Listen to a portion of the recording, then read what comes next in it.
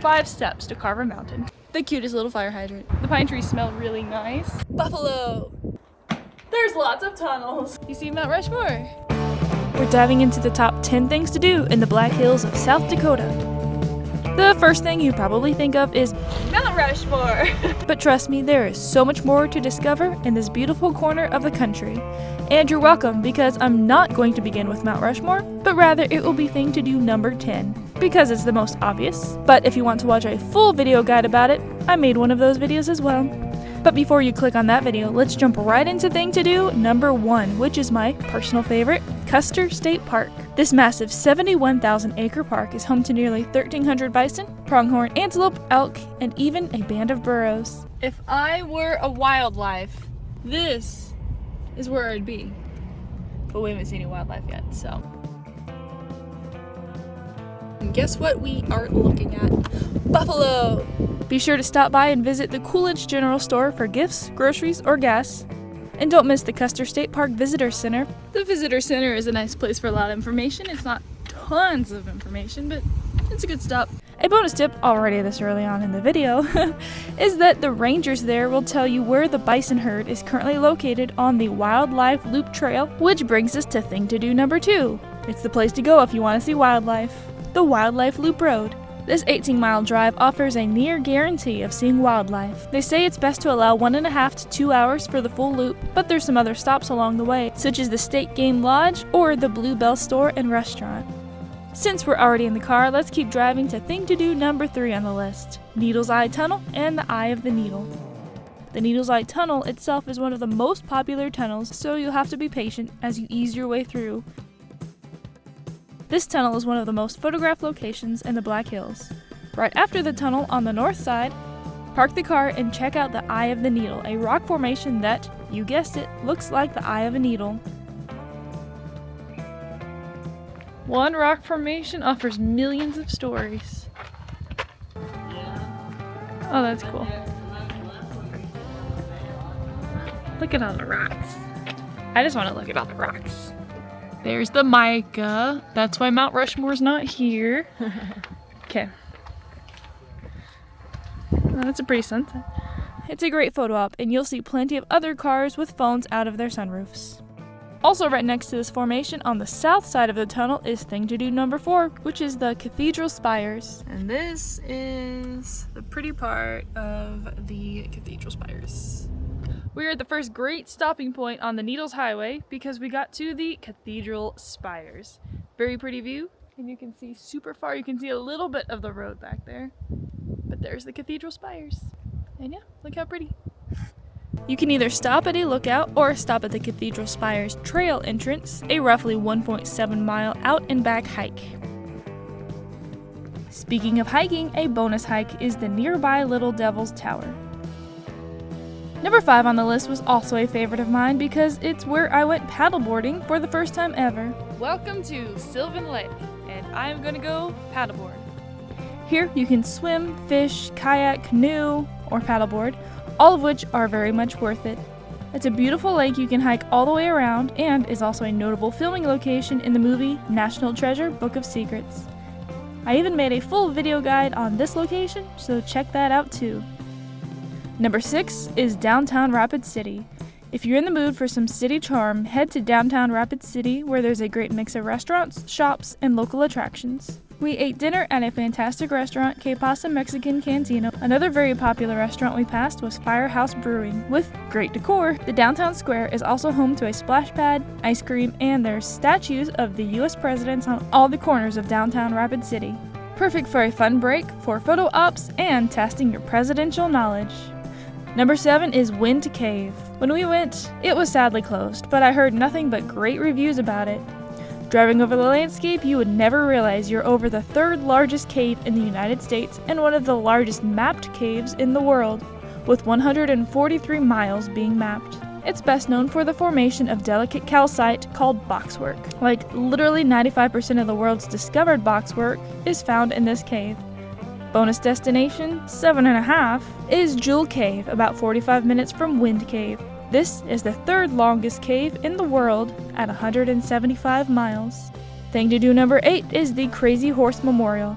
It's the world's largest in-progress sculpture. Admission to Crazy Horse Memorial varies by the time of your visit, $30 to $35 per car. You could expect to learn tons about Native American history, culture, all while looking at the carving, which will end up being 641 feet long and 563 feet high. To give that some perspective, the heads of Mount Rushmore National Memorial are each 60 feet high.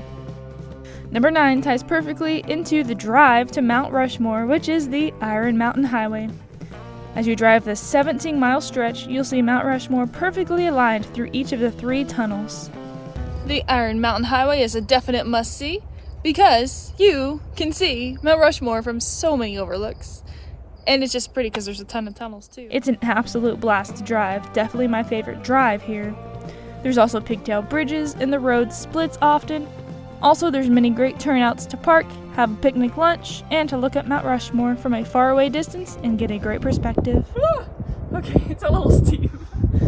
Here, let me show you how steep it is. Hold on, here I come. Is it still recording? Yes.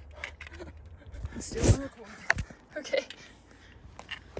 And when you hear me breathe with fear, I breathe with fear. Because, yeah, it's a little steep. But it's pretty. Okay.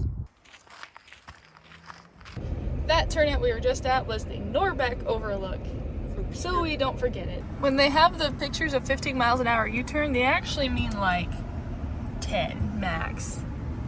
Look how steep that is. Don't fall off the edge. Huh! What do you think?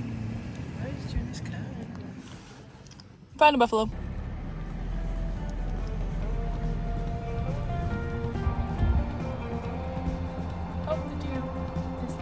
There's lots of tunnels. And turn around. More Mount Rushmore. Oh, and this one's narrow. Oh my. Am I good on your side? Yeah, you got plenty on my side. I still smell the exhaust of his truck.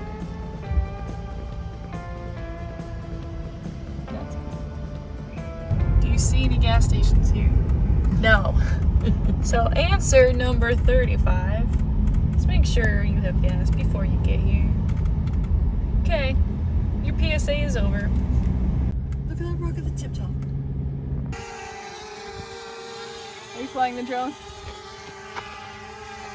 And finally, here we are at number 10, Mount Rushmore. Welcome to Mount Rushmore. You might be wondering, where's Mount Rushmore? Oh, it's right there.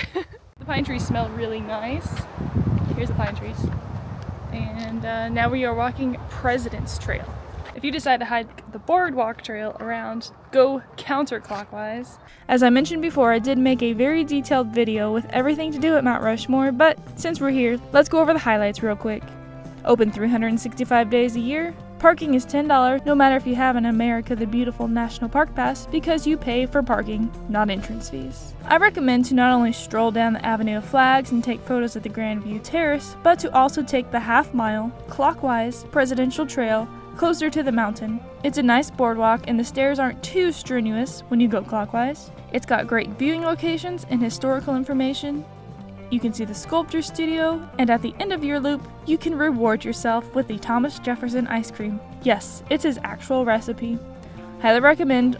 It's a little bit of a windy day here, but it makes it extra cool because you get to just sit there and be quiet, and it's like this roaring river of wind go through the trees. So be sure to also look at Mount Rushmore and listen to the environment. The cutest little fire hydrant. I always enjoy my time here at Mount Rushmore and learn something new every time. As always, I have a few bonus locations you should check out if you've got more time. The city of Sturgis, a famous town known for its annual motorcycle rally, which draws over 500,000 visitors every August. Mickelson Trail, for cyclists, this 109-mile trail is a dream. The cities of Deadwood and Lead, these historic towns are packed with museums, casinos, and even more scenic drives. Be sure to check out the Homestake Mine. It was the world's largest and deepest gold mine in the Western Hemisphere before closing in 2002. It produced more than 40 million troy ounces of gold. Fort Robinson State Park. If you're heading south into Nebraska, stop by Fort Robinson. You won't even guess that it's Nebraska. And you can go horseback riding, explore an old military fort, or even camp here.